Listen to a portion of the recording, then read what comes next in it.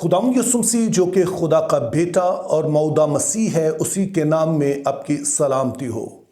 आज हम जिस मौजू पर बात करने जा रहे हैं यह है मुखालफे मसीह की रूह। और इस हवाले से लोगों में काफ़ी तजस्सुस पाया जाता है, चूँकि बहुत सारी तालीमात इसके बारे में दी जाती हैं जिसमें कदरे पुरअसरारियत पाई जाती है, तो इसलिए लोगों की दिलचस्पी कोई हैरानगी की बात नहीं है। और अगर हम इसके तमाम पहलुओं का जायज़ा लें तो ये वीडियो काफ़ी लंबी हो जाएगी, जो कि हमारे लिए मुमकिन नहीं होता है, चूँकि हमारे प्रोग्राम का फॉर्मेट ऐसा है कि हमने थोड़े वक्त में बात को कंक्लूड करना होता है। तो इस मौजू पर कम से कम 3 वीडियोस हमें चाहिए होंगी और इस सिलसिले की आज पहली वीडियो है और बाकी 2 वीडियोस जो है वो अगले 1-2 हफ्ते में आप देख पाएंगे।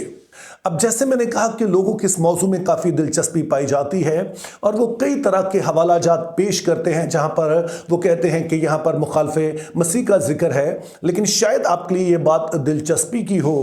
कि नए अहदनामा में ये लफ्ज़ जो कि यूनानी ज़ुबान में है आंटी ख्रिस्तोस, जिसको इंग्लिश में एंटी क्राइस्ट कहा गया है और उर्दू में मुखालफे मसीह है, ये सिर्फ 5 मरतबा इस्तेमाल हुआ और उसमें से 4 मरतबा ये यूहन्ना के पहले ख़त में इस्तेमाल हुआ, यानी कि यूहन्ना का पहला ख़त उसका दूसरा बाब उसकी 18 आयत में 2 दफ़ा और फिर इसी बाब की 22वीं आयत में 1 दफ़ा और फिर इसी ख़त के चौथे बाब की 3री आयत में 4थी दफ़ा इस्तेमाल हुआ है। और फिर यूहन्ना का दूसरा ख़त जिसका एक ही बाब है और उस एक बाब की 7वीं आयत में यह लफ्ज़ इस्तेमाल हुआ है। तो इस तरह से हम देखते हैं कि अगर हमने इस लफ्ज़ को ठीक तरह से समझना है तो फिर यूहन्ना के खतूत को हमें पढ़ना होगा। और आज हम यूहन्ना का पहला ख़त उसका चौथा बाब और उसकी दूसरी और तीसरी आयत पढ़ेंगे और फिर समझने की कोशिश करेंगे कि मुखालफे मसीह की रूह से क्या मुराद है। खुदा के कलाम में यूँ लिखा है, खुदा के रूह को तुम इस तरह पहचान सकते हो कि जो कोई रूह इकरार करे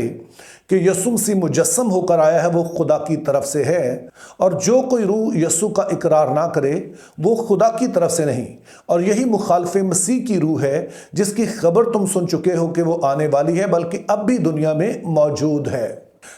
अब इस हवाले में जो पहली दिलचस्प बात आप नोट करते हैं कि ये हम पहली सदी की बात कर रहे हैं, जब कलीसिया का अभी आगाज हुआ है। तो मुक़द्दस यूहन्ना का कहना है कि मुखालफे मसीह की रूह तब से ही काम कर रही है, यानी कि जब यसु मसीह दुनिया में आए हैं तो साथ ही मुखालफे मसीह की रूह भी काम करना शुरू हो गई है। अब यहां पर यह भी याद रहे कि जो यूनानी का लफ्ज़ आंटी है, जिसका इंग्लिश में तर्जमा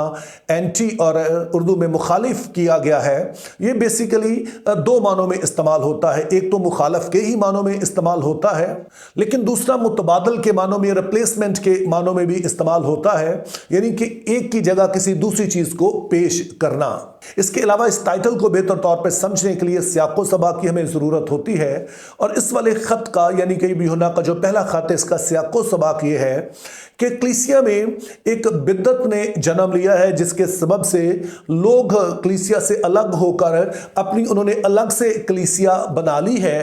तो अलग होने के बावजूद वो ये नहीं कह रहे हैं कि अब हम मसीही नहीं रहे हैं, वो अब भी अपने आप को मसीही ही कहते हैं और वो कहते हैं कि हम यीशु पर ईमान रखते हैं। लेकिन फ़र्क ये है कि जिस तरह के मसीह पर वो ईमान रखते हैं वो उस मसीह से बहुत मुख्तलिफ है जिसके बारे में हमें रसूलों ने बताया और जो आज हमारे पास नए अहदनामा में महफूज है। तो फिर अब सवाल पैदा होता है कि अगर अलग होने के बावजूद ये अपने आप को मसीही कह रहे हैं तो फिर इनकी तालीम क्या है। तो जैसे मैंने कहा कि अब भी कहते हैं कि हम यसु मसीह पर ईमान रखते हैं, लेकिन इन्होंने यसु मसीह के बारे में एक अलग से तालीम बना ली है। और अगरचे किसकी मुख्तलिफ शक्लें थी, लेकिन 2 तालीमात में यहां पर खास तौर पर जिक्र करना चाहता हूं, जिसके बारे में उलमा का कहना है कि ये वाली तालीम थी जिसके खिलाफ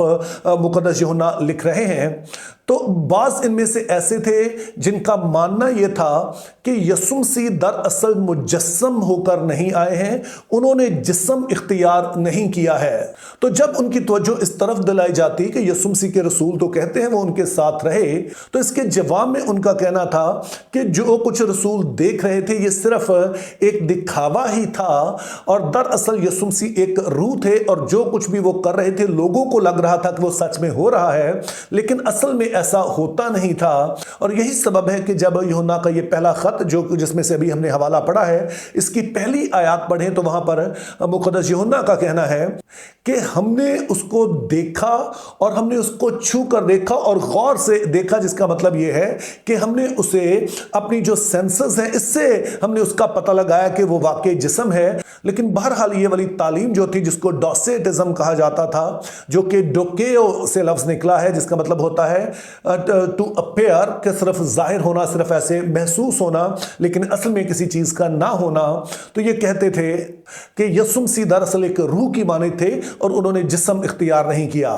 लेकिन इस वाली तालीम के साथ मसला यह है कि अगर यीशु मसीह जिस्म लेकर नहीं आए हैं तो फिर किस तरह से वो हमारे गुनाहों का इवजी बन सकते हैं, क्योंकि बाइबल मुकद्दस की मुसलसल तालीम यह है कि यीशु मसीह हमारी जगह पर सलीब पर गए, उन्होंने हमारी जगह पर मौत सही और उन्होंने हमारी जगह पर खून बहाया। तो अगर वो रूह थे तो जाहिर उसमें खून हो नहीं सकता है, और अगर वो रूह थे तो वो हमारे इवजी नहीं हो सकते हैं। तो इस तरह से ये यीशु मसीह पर ईमान रख रहे थे, लेकिन उस तरह से नहीं जैसे बाइबल मुकद्दस बताती है। और इसी तरह से फिर एक दूसरी तालीम भी थी, वो ये तो नहीं कहते थे कि यीशु मसीह सिर्फ रूह हैं, लेकिन उनका मानना यह था कि यीशु मसीह जब पैदा हुए तो वो दरअसल मुकद्दसा मरियम और मुकद्दस यूसुफ के मलाप से पैदा हुए, तो वो एक आम इंसान की तरह पैदा हुए। तो जब उन्होंने बपतिस्मा लिया तो उस वक्त जो रूह नाजिल हुआ वो बेसिकली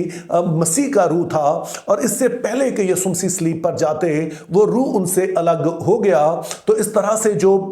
शख्स पैदा हुआ वो भी एक आम इंसान था, और जो सलीब पर हुआ वो भी एक आम इंसान था। तो अब इस वाली तालीम के साथ भी बहुत बड़ा मसला है, क्योंकि अगर यीशु मसीह सिर्फ इंसान है तो फिर उसकी कुर्बानी जो है वो लामहदूद नहीं हो सकती है, क्योंकि हमने ज़हन में रखना है कि इंसान के तौर पर यीशु मसीह हमारे इवजी बनते हैं, लेकिन खुदा होने के नाते वो कुर्बानी लामहदूद हो जाती है। इसीलिए बाइबल मुकद्दस फरमाती है कि उसने अजली रूह के वसीले से अपने आप को कुर्बान कर दिया, और यही सबब है कि उनकी कुर्बानी फिर लामहदूद हो गई और फिर हर जमाने के लोगों पर ये लागू हो जाती है। तो यूं जिस तरह से बाइबल मुकद्दस यीशु मसीह को पेश करती है, ये दोनों ही नजरियात उससे मुतसादम थे, और इन दोनों में से किसी को भी कबूल करने का मतलब असल जो यीशु है उनका इनकार है, और उसके इनकार का मतलब अब्दी जिंदगी से महरूम होना है, खुदा के साथ रफाकत से महरूम होना है।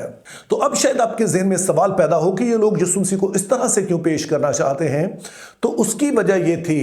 कि उस जमाने में एक आम तस्वुर ये पाया जाता था कि एक तरफ तो रूह है और दूसरी तरफ मादा है, यानी कि एक तरफ स्पिरिट है और दूसरी तरफ मैटर है। और स्पिरिट जो है या रूह जो है ये तो पाक है, लेकिन मादा जो है या मैटर जो है ये एक नापाक चीज है। तो चूंकि जिस्म जो है ये भी मादे से बना हुआ है, ये मटेरियल है, मैटर से बना हुआ है, तो इसीलिए ये भी नापाक है। तो इसलिए मुमकिन नहीं है कि अगर यीशु पाक है और अगर यीशु खुदा है तो मुमकिन नहीं है कि वो जिस्म लेकर आए। तो इस मसले के हल के लिए उन्होंने ये वाले नजरियात घड़े। तो उससे जो बात हमें समझ में आती है वो ये है कि ये यीशु मसीह को जो उनका नुक्ता नजर था, जो उस जमाने का नुक्ता नजर था, जो उनका प्रेवेलेंट कल्चर था, जो उस वक्त कल्चर पाया जाता था, वो यीशु मसीह को उस तरह से ढालना चाहते थे। और इसी कोशिश में इन्होंने यीशु मसीह को वो बना दिया जिसकी बाइबल मुकद्दस गवाही नहीं देती है, बल्कि वो बाइबली तालीम के मुखालिफ है, बाइबली मुकाशफे के वो उलट है। तो इसी सबब से हम देखते हैं कि कहा गया कि इनमें मुखालफे मसीह की रूह काम करती है। लेकिन इस तालीम के मानने वालों का मसला फिर यहीं तक नहीं रहा, क्योंकि इनका तस्वुर यह था कि जो जिस्म है ये एक बुरी चीज़ है, मादा जो है बुरी चीज़ है, और असल चीज़ रूह है। और यही बात ये कहते थे कि यीशु मसीह ने हमारी रूहों को बचा लिया है, और जिस्म चूंकि मादे से बना हुआ है, ये मटेरियल है, तो इसलिए ये तो पहले ही बुरी चीज़ है, इसका कुछ हो नहीं सकता है। और आखिर में यीशु मसीह ने इसी से हमें नजात बख्शनी है। तो इसीलिए वो कहते थे कि अपने जिस्म के साथ आप जो भी करें, चाहे जिस तरह की मर्जी जिंदगी बसर करें, जिस तरह से मर्जी आप गुनाह करें, उससे कोई फर्क नहीं पड़ता है, क्योंकि आप यीशु पर ईमान ले आए हैं, आपकी रूह बच गई है। तो ये जिस्म तो पहले ही बुरी चीज़ है, तो इसलिए गुनाह करना ही है। तो आप चाहे जितने मर्जी गुनाह करते रहें, कोई फर्क नहीं पड़ेगा। और इसीलिए जब आप इस वाले खत को शुरू में पढ़ते हैं तो यूहन्ना का कहना है कि जो खुदा से पैदा हुआ है वो गुनाह कर नहीं सकता है, जिससे मुराद ये है कि वो गुनाह में रह नहीं सकता है। ऐसा मुमकिन नहीं है कि वो गुनाह आलूदा जिंदगी बसर करता रहे। तो यूहन्ना इस बात को वाज़ेह करता है कि ना सिर्फ इन लोगों के साथ ये मसला है कि ये यीशु को उस तरह से पेश कर रहे हैं जैसा कि यीशु मसीह है नहीं है, बल्कि अपने कल्चर में यीशु मसीह को ढालने की कोशिश कर रहे हैं। और दूसरी तरफ उसका नतीजा ये हो रहा है कि ये जो मसीही अखलाकियात हैं उनका भी इनकार कर रहे हैं। तो इसी सबब से ये खुदा की तरफ से नहीं हो सकते हैं। तो इस सारी गुफ्तगू की रोशनी में मुखालिफ मसीह की रूह के हवाले से दो निशानियां उभर कर सामने आती हैं। पहले नंबर पर यूहन्ना का कहना है कि कोई भी शख्स, चाहे वो मसीही ही क्यों ना हो, या फिर कोई फलसफा या फिर कोई नज़रिया या निज़ाम या हुकूमत, चाहे कोई भी हो, अगर वो मसीहों को मजबूर करके, चाहे वरगला कर, उनके मसीह से मुतालिक जो रसूली और बाइबली ईमान है उससे हटाने की कोशिश करता है ताकि उनको अपनी सोच के मुताबिक, अपने कल्चर के मुताबिक ढाले, तो उसके पीछे मुखालिफ मसीह की रूह काम कर रही है। तो ये पहली निशानी है जो हमने याद रखनी है। और फिर कोई भी शख्स, चाहे वो मसीही होने का दावा ही क्यों ना करे, या फिर कोई ऐसा निज़ाम या फिर कोई ऐसा फ़लसफ़ा या फिर कोई ऐसी हुकूमत जो कि मसीहों को कुछ ऐसा करने पर मजबूर करे जो कि मसीही अखलाकियात के ख़िलाफ़ है, मसीही अखलाकियात के मुताबिक नहीं है, तो उसके पीछे भी हम कहेंगे कि मुखालिफ मसीह की रूह काम कर रही है। और यहाँ पर यह भी याद है कि अगर आपका दावा है कि आप मसीही हैं, लेकिन फिर आप दूसरों के दबाव में आकर मसीह को इसी तरह से पेश कर रहे हैं जो कि बाइबल मुकद्दस हमें नहीं बताती है, या वो बाइबल का जो मसीह का तस्वुर उससे हटकर है, या फिर आप किसी ऐसी तालीम को कबूल कर रहे हैं, चाहे लालच की वजह से, चाहे दबाव की वजह से, जो कि आपको मसीही अखलाकियात से दूर कर रही है, तो फिर समझ लीजिए कि वो रूह आप में भी काम कर रही है। तो इसीलिए मसीही होने के नाते हम पर यह लाजम है, हम पर यह फ़र्ज़ है कि हम मसीह यसू पर ईमान रखें और उस वाले यसू मसीह पर ईमान रखें, उसी तरह के यसू मसीह पर ईमान रखें जैसा कि बाइबल मुकद्दस में बताती है। उस रसूली तालीम जो कि बाइबल मुकद्दस में महफूज है, उसके मुताबिक हम मसीह यसू को जाने और ईमान रखें और उसी तरह से अपना किरदार भी रखें। क्योंकि अगर हम ऐसा नहीं करते हैं तो जैसे यूहन्ना का कहना है कि जिसके पास बेटा नहीं है उसके पास बाप भी नहीं है, और जिसके पास बाप नहीं है उसके पास जिंदगी नहीं है, उसके पास निजात नहीं है। तो इसलिए हमने अपने मसीही ईमान और अपने मसीही किरदार दोनों को महफूज रखना है और किसी दबाव में आए बगैर इसी पर कायम रहना है। मेरी दुआ है कि खुदा हमें ऐसा करने का फजल अता करे। Think biblically, live purposefully, have a very good day.